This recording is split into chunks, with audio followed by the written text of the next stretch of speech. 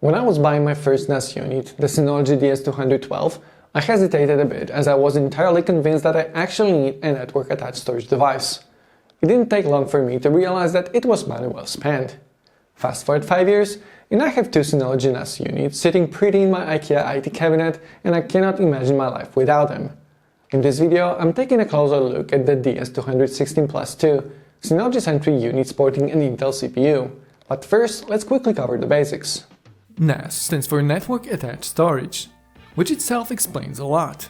It's an appliance that you connect to your local network and use it to store and share all kinds of files. You can share them locally and, for example, stream content to a network player connected to your TV or access it from anywhere in the world using a web browser or a dedicated mobile app. The DS216 II comes in a plain cardboard box with a sticker that lists the most essential specs and features.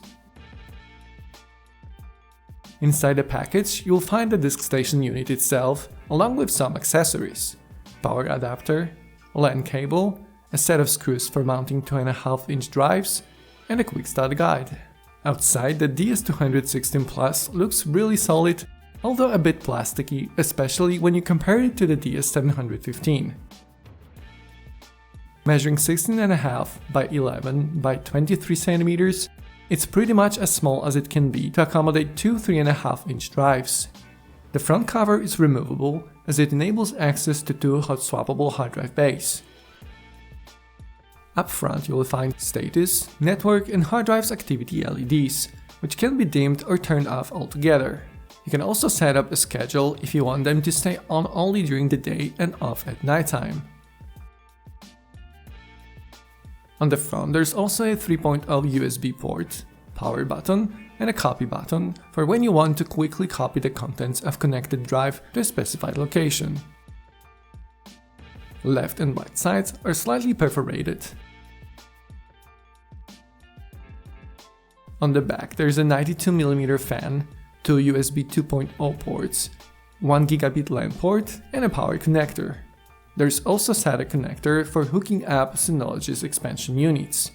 There's a set of 4 rubber feet on the bottom that reduce the vibrations, along with a few air vents.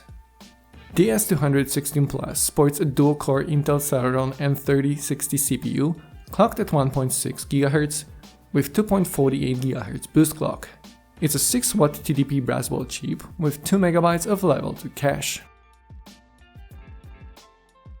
The CPU itself features AES new instruction set for improved encryption and is capable of transcoding 4K videos.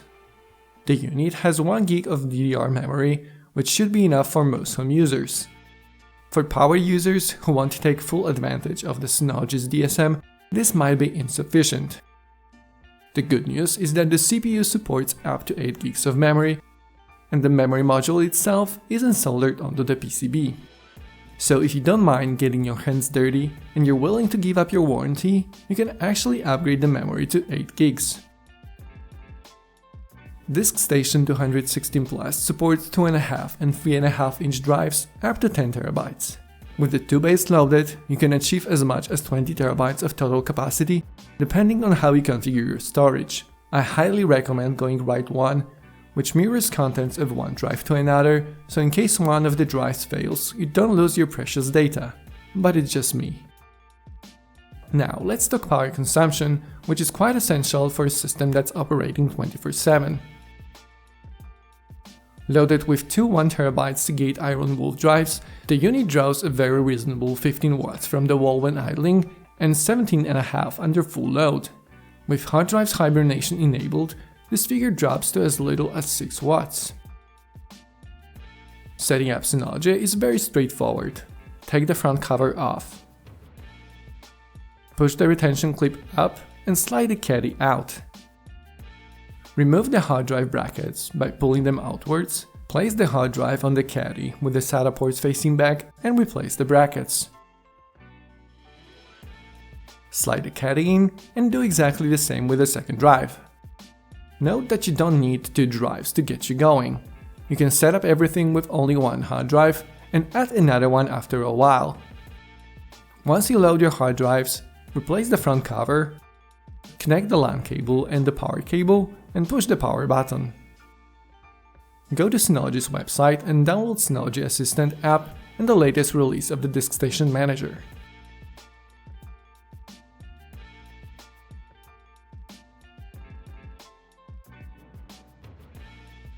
Launch the Assistant app and let it discover your NAS.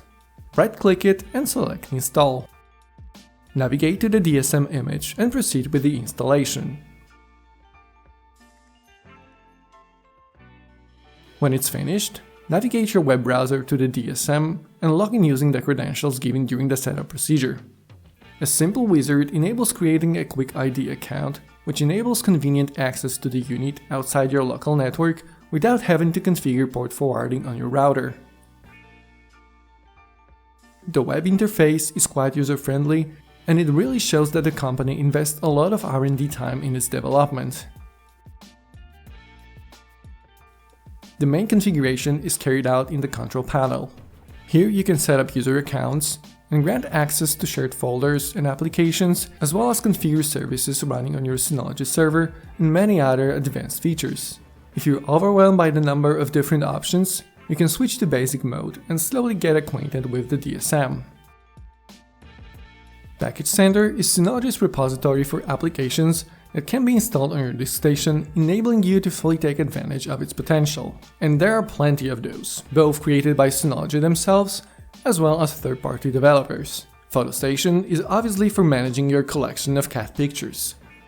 You can grant access to a certain album to share it with someone else, or password protect it to make it accessible to everyone who knows the secret.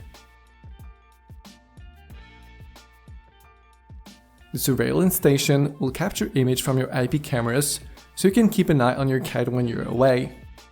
The Audio Station is for managing your audio library in FLAC, MP3 and whatever file format.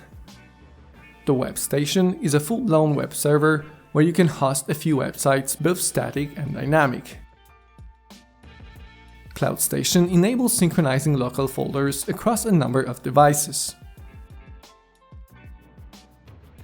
Video Station manages your video library. It scans and indexes all your media files, which is later served through a very appealing interface. A big part of Synology's ecosystem is played by the mobile app suite, available for Android, iOS and Windows Phone devices. Those apps enable access to your data from everywhere and anytime. Media files can be transcoded on the fly to optimize the video stream to your client device, so it uses less bandwidth, which can be essential if you're on a tight data plan. The DS216 Plus is set to transcode 4K content, but it didn't cope with my test files, probably due to different codecs. DS Audio enables streaming contents of your music library on the go, as well as downloading tracks for offline playback. DS Photo ensures constant access to your memories. Now a few words on the advantages of the x86 architecture over ARM. x86 models support virtualization, enabling you to host virtual machines or your Synology NAS. What is it for? For example, I have a UniFi controller running on a Raspberry Pi.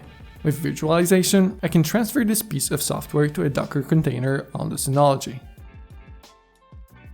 Other feature that I use on a daily basis is iSCSI resources, dedicated storage space which is registered by the operating system as a local hard drive. Synology positions the DS216 Plus as a small to medium office solution, as it's a very solid performer. It easily saturates a gigabit network when transferring large non-encrypted files. With the encryption enabled, the results are only a tiny bit lower.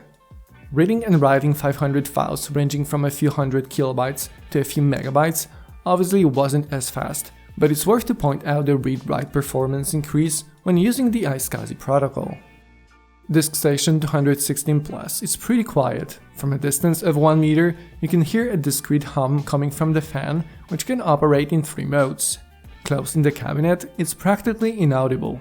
Compared to my DS715, the only thing that's missing on the reviewed unit is the second LAN port and maybe support for SSD cache. Conclusion time. The DS216 Plus II is a very versatile and solid performer out of the box. And if you're comfortable with the idea of losing your warranty and upgrading the memory, you got yourself a NAS server that will serve you well for years to come. Thanks very much for watching, and I'll see you in the next one.